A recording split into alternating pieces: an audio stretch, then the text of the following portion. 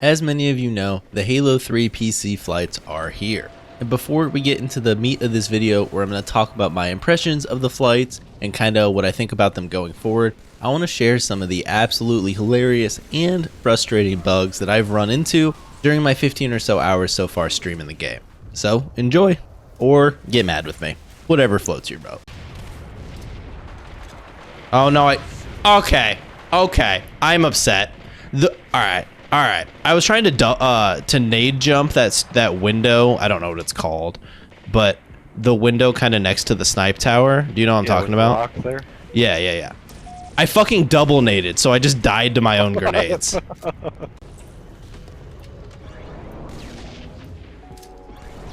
Huh. Oh, hold on. Yeah. Oh no, what just happened? A mongoose just dropped on God. me from nowhere. What the fuck just happened? What the fuck? How does this happen? Yeah, they just spawn up in the sky.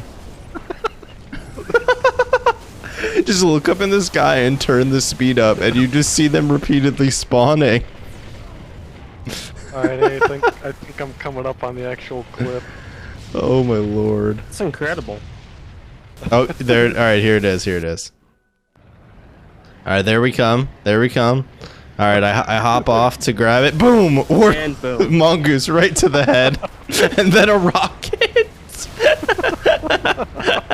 The random mongoose scared the shit out of me.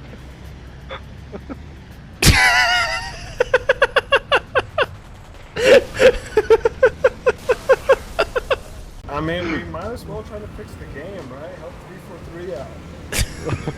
If they ain't gonna fix the bugs, we gotta. Come on. The community helps save Halo 3. Like the other warlock's doing. Yeah, run it from the front. Dude. Holy shit. One of their warthogs just rammed me and went flying off the map. I mean, yeah, but you should clip Alright, that. we got 3 warhogs here. We're moving Yes. it. It's working, guys. This Wait, whole you game go- is broken, Wait, you gotta stop taking man. the front because we're trying to move it It's alright. in that direction. Oh, we can't let this Dude, it guy happened do this. Yeah, again. no, let him capture it. It's fine. Yeah, but that would be game over. We can't allow that.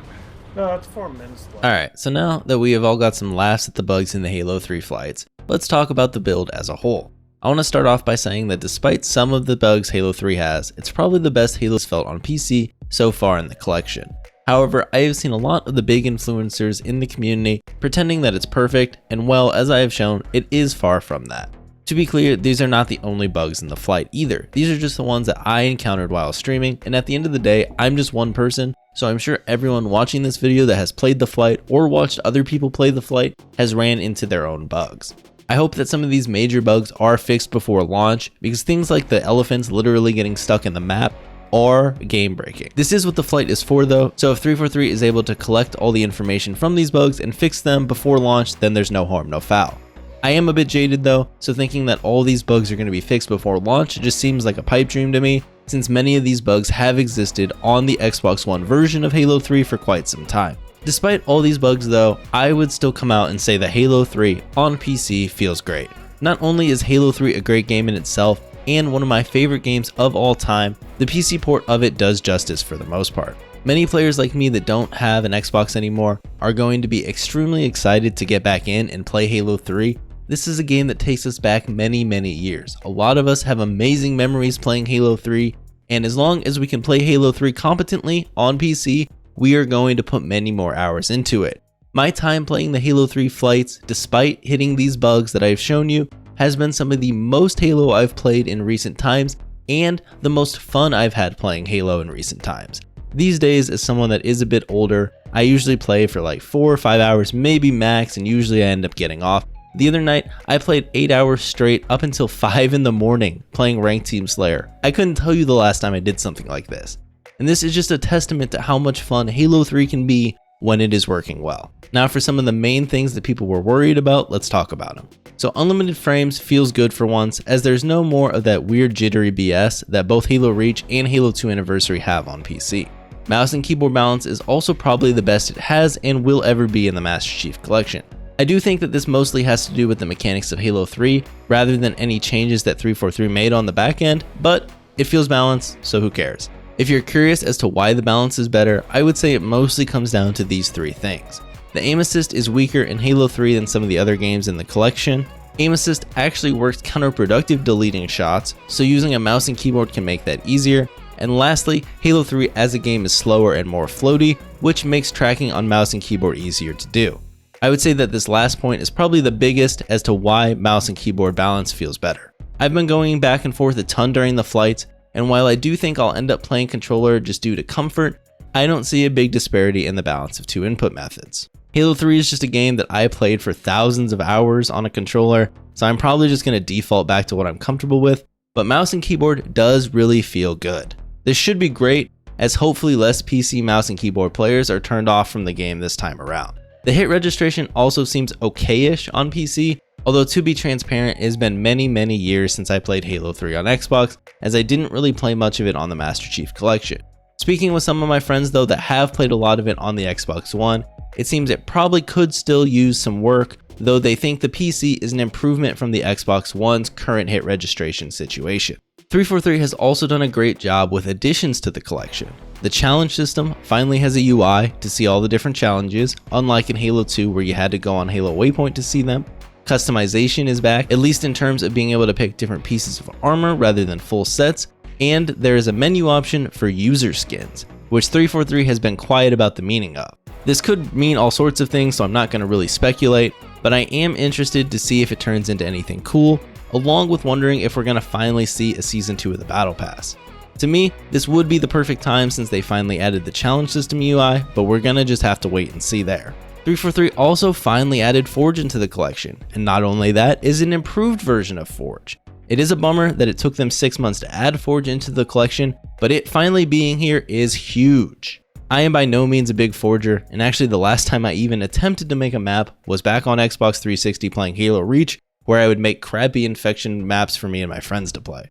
But having Forge back and an improved Forge at that is super vital for the collection. Forge allows the community to continue to add content into the game, and now they can play with all the different additions to Forge. Rather than outlining all the new features and items, I'm just going to link in the description a video from Ascend Hyperion where he goes into all the new items and features. He is a much bigger forger than I ever could or will be, so I'm going to default to him to kind of explain all the new items and features as he's really in touch with the Forge community. This is very positive, and I'm super happy to finally have Forge on PC.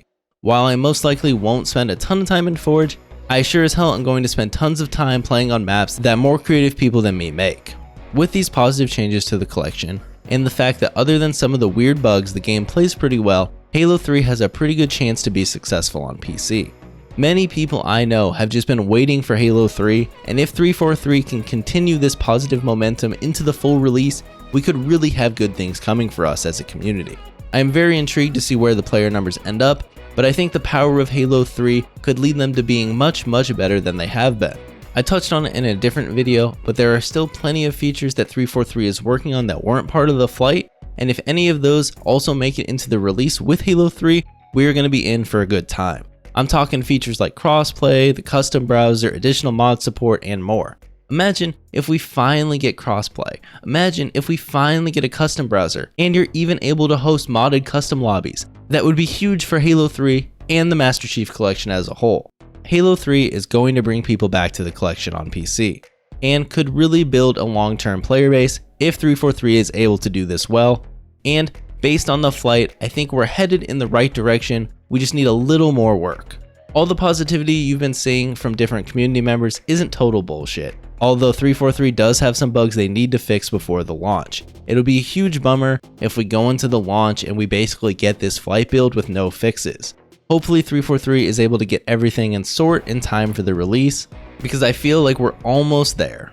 Anyways, that's gonna be the video. Just wanted to put together a quick video on my experiences with the flight after having some more time to play it. If you guys want to see the full video of that elephant glitch, let me know because it's pretty damn hilarious. Basically, we had both teams working together to try and move the elephants when they were stuck, and at the end of the day we weren't able to get them unstuck, but it was kind of crazy to see blue and red players basically all working together to get this elephant unstuck instead of even playing capture the flag. As always, if you enjoyed the video, you know what to do. If you want to catch me wreck noobs live, you can follow me over on Twitch at twitch.tv/Arrrash with 3 R's.